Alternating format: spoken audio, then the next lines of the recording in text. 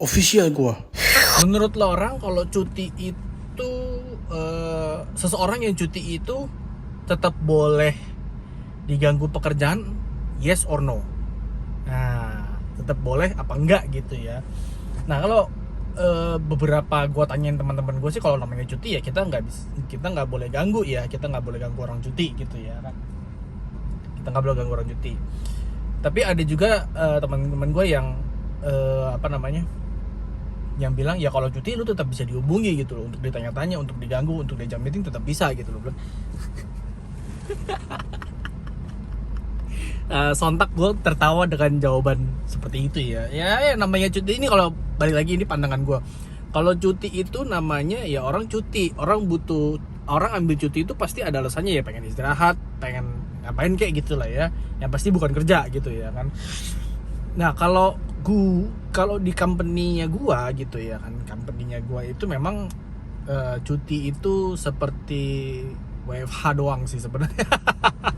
Atau work from mobile doang, tapi tetap diganggu gitu loh. Lo orang punya nggak, atau company lo orang bagaimana gitu ya? Gue penasaran sih sebenarnya buat praktisi HRD nih. Sebenarnya kalau orang cuti itu apakah boleh diganggu oleh pekerjaan atau enggak gitu lah ya kan, atau nggak boleh justru ya kan karena cuti itu kan hak setiap karyawan ya kan. Bagaimana nih ya kan menyikapi kalau lihat beberapa perusahaan itu kalau orang cuti itu, gue yakin deh nggak cuman gue doang yang ngerasain, karena kalau gue pas cuti itu gue digangguin, gue diajak meeting. Bahkan gue pas cuti itu sempat meeting gitu, walaupun cuma 2-3 jam lah, tapi tetap aja ada meeting, ada kerjaan gitu lah ya kan. Dan sepertinya nggak bisa lepas gitu loh ya kan. Nah, nggak tahu nih kalau buat praktisi HR ya, khususnya human resource itu, human capital itu, apakah sebenarnya cuti itu boleh nggak sih digangguin gitu loh ya kan. Kalau lo orang punya perasaan yang, kalau lo orang punya masukan gitu, sebenarnya cuti itu boleh diganggu apa enggak, boleh nih komentar di kolom komentar di bawah ini ya, barangkali bisa kasih masukan sebenarnya cuti itu bagaimana sih prosedurnya gitu ya, bukan prosedurnya, pelaksanaannya gitu, pelaksanaan cuti sebenarnya, apakah cuti itu boleh digangguin apa enggak. Mungkin sama halnya juga dengan seseorang yang izin sakit gitu ya, izin sakit, orang udah sakit ditanya-tanyain, diajak meeting, gimana mau istirahat, gimana mau cepet sembuh, bener kan?